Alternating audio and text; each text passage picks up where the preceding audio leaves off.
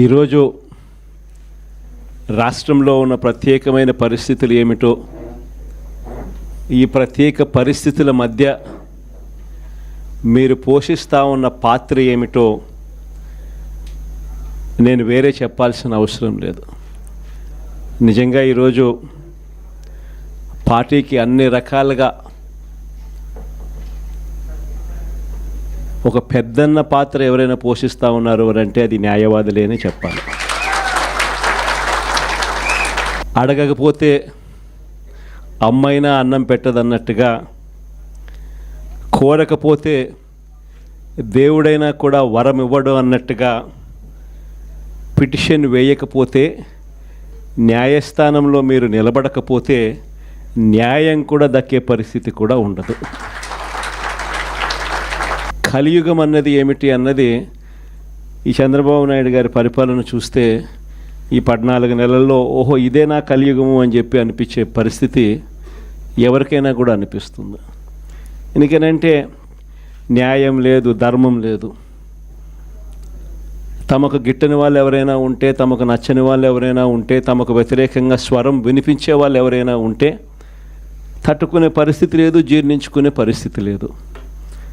ఎలాగైనా తీసుకొని పోయి వాళ్ళని జైల్లో వేయాలి, ఎలాగైనా తీసుకొని పోయి వాళ్ళని చిత్రహింసలు పెట్టాలి, ఎలాగైనా కూడా వాళ్ళ పరువును తీయాలి అనే ఒక నీచమైన సంస్కృతి ఈరోజు మనం చూస్తూ ఉన్నాం.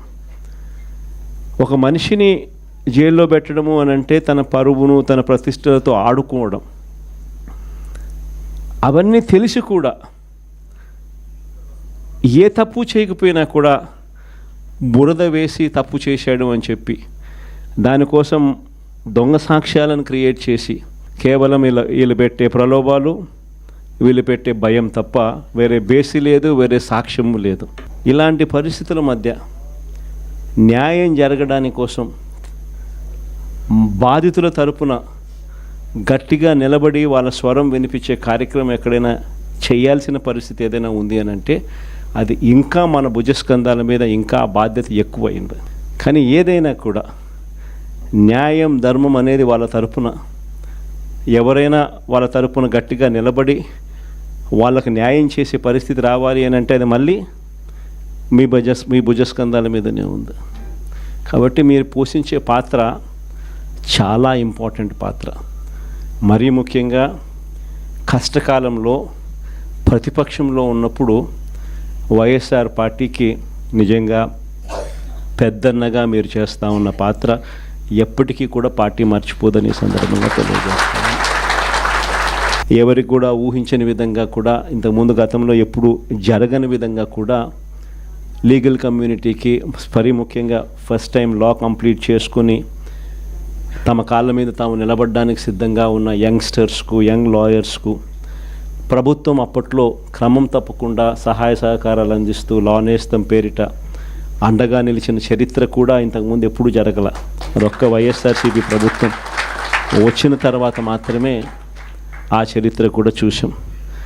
అలాంటి పరిస్థితుల నుంచి నిజంగా అట్టడుగు వర్గాలకు తోడుగా ఉండాలని చెప్పి కార్యక్రమంలో భాగంగా ఏకంగా జీపీలు, ఏజీపీల నియామకంలో కూడా ఏకంగా 52% రిజర్వేషన్లు ఇచ్చి అట్టడుగు వర్గాలకు కూడా మంచి చేయాలి అని చెప్పి ఆలోచన చేసిన పరిస్థితులు కూడా గతంలో ఎప్పుడు చూడాల. అప్పుడు కూడా జరిగింది కూడా, అది కూడా వైఎస్ఆర్సీపీ హయాంలోనే. న్యాయవాదులకు సంక్షేమ నిధి కోసం 100 కోట్ల రూపాయలు వాళ్ళకు కేటాయింపులు చేసి అందులో 25 కోట్ల రూపాయలు ఖర్చు కూడా ఎప్పుడైనా జరిగింది అని అంటే అది కూడా వైఎస్ఆర్సీపీ ప్రభుత్వ హయాంలోనే. న్యాయవాదుల సంక్షేమ నిధికి కాకుండా ఇన్సూరెన్స్ పథకానికి కూడా 1/3 వంతు వాటాను కూడా ప్రభుత్వమే చెల్లించిన పరిస్థితులు కూడా ఎప్పుడైనా ఉన్నాయి అని అంటే అది కూడా వైఎస్ఆర్సీపీ ప్రభుత్వంలో. ఇవన్నీ కూడా దేవుడి దయతో ఇవన్నీ కూడా అప్పట్లో గర్వపడే విధంగా న్యాయవాదులందరికీ కూడా మనం మంచి చేశాము అని చెప్పి గర్వంగా పార్టీ చెప్పుకునే విధంగా కూడా చేయగలిగాం. కానీ ఈసారి మాత్రం మీ అందరికీ ఇంకొక కొత్త విషయం చెప్తా.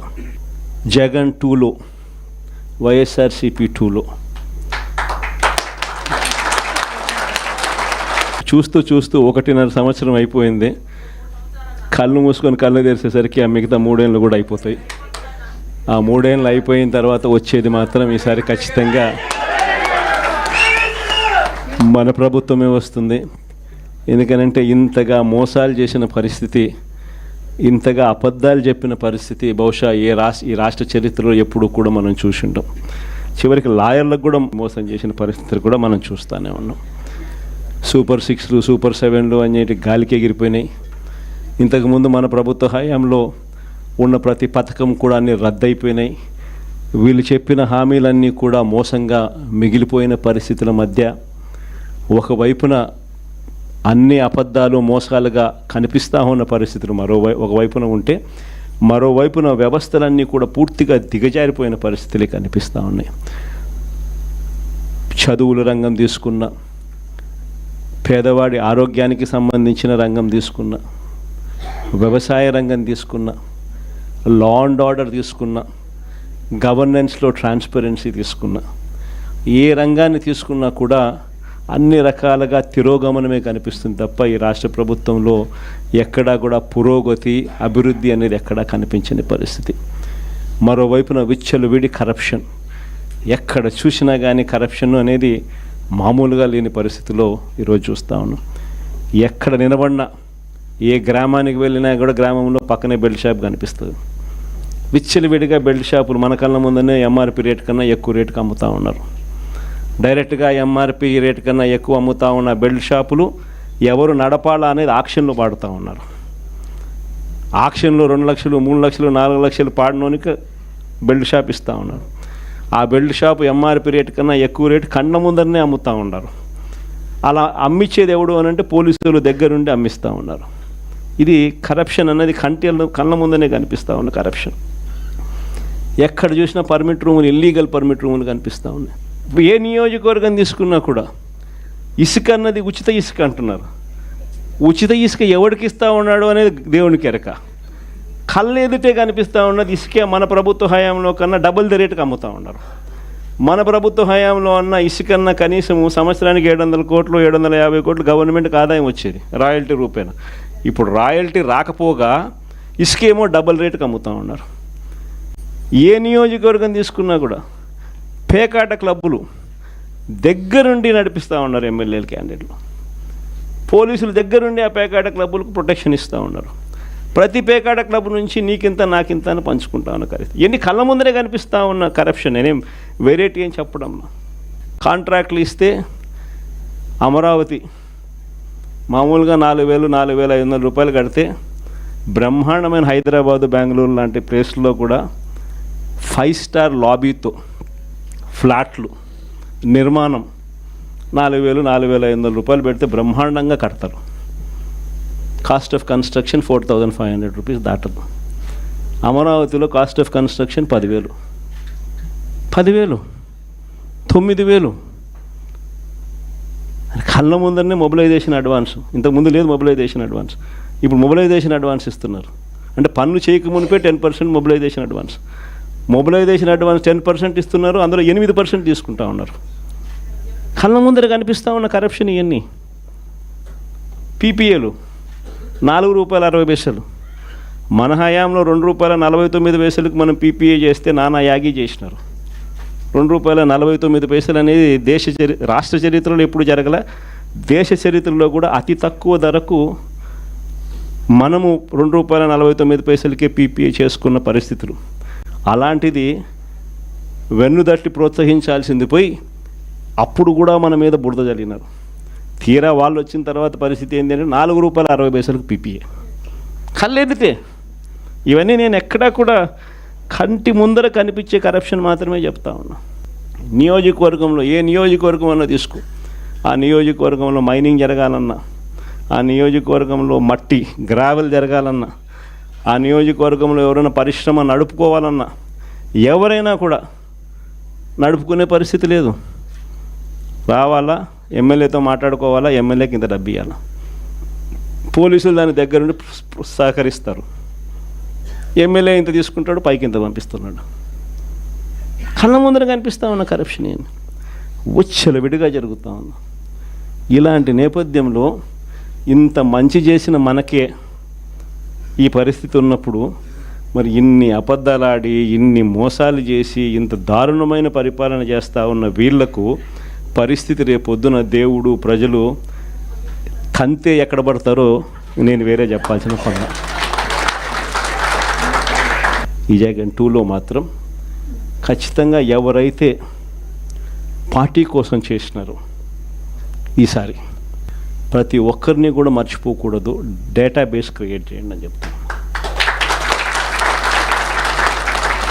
ఈ డేటాబేస్ ఆధారంగానే రేపొద్దున ప్రతి ఒక్కరికి కూడా గుర్తింపు అనేది ఉంటుందనేది ఈ సందర్భంగా ఖచ్చితంగా తెలియజేస్తాను.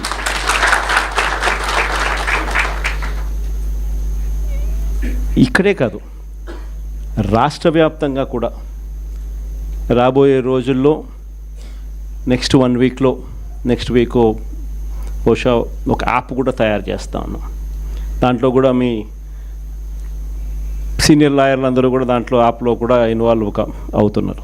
యాప్ తయారీ కార్యక్రమంలో రాష్ట్ర వ్యాప్తంగా వైఎస్ఆర్సీపీ కార్యకర్తకు ఎవరైనా ఎక్కడ అన్యాయం జరిగినా ఆ యాప్ డౌన్లోడ్ చేసుకొని తన పేరు, తనకు ఏమన్యాయం జరిగింది, తనకు ఎవరి వల్ల అన్యాయం జరిగింది, ఆ అధికారి హోదా ఏమిటి, నీకు జరిగిన అన్యాయం ఏమిటి, ఆటోమేటిక్లీ మన డిజిటల్ లైబ్రరీలోకి వచ్చేస్తుంది. ఇక్కడ వచ్చిన తర్వాత రేపొద్దున మనం అధికారంలోకి వచ్చిన తర్వాత వీళ్ళందరి మీద రేపొద్దున జగన్ 2లో ఎవడెవడైతే అన్యాయం చేసినాడు, ఎవడెవడైతే అధికారి తన అధికారాన్ని దుర్వినియోగం చేశాడు, ఎవడెవడైతే అన్యాయంగా మనుషులను చిత్రహింసలు పెట్టారు, వాళ్ళందరినీ కూడా రేపొద్దున చట్టం మీద నిలబడతాం.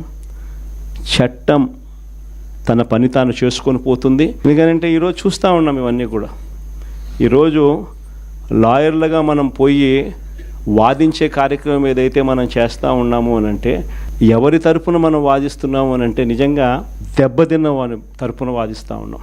ఆ దెబ్బ అనేది ఎంత తీవ్రంగా కనిపిస్తూ ఉంది అని అంటే, కళ్ళ ఎదుటే దొంగ సాక్ష్యాలు, దొంగ కేసులు పెడతా ఉన్నారు. అందులో నుంచి దొంగ సాక్ష్యాలు పుడతా ఉన్నాయి. దొంగ సాక్ష్యాల ఆధారంగా మనుషులను తీసుకొని పోయి జైల్లో పెడతా ఉన్నారు.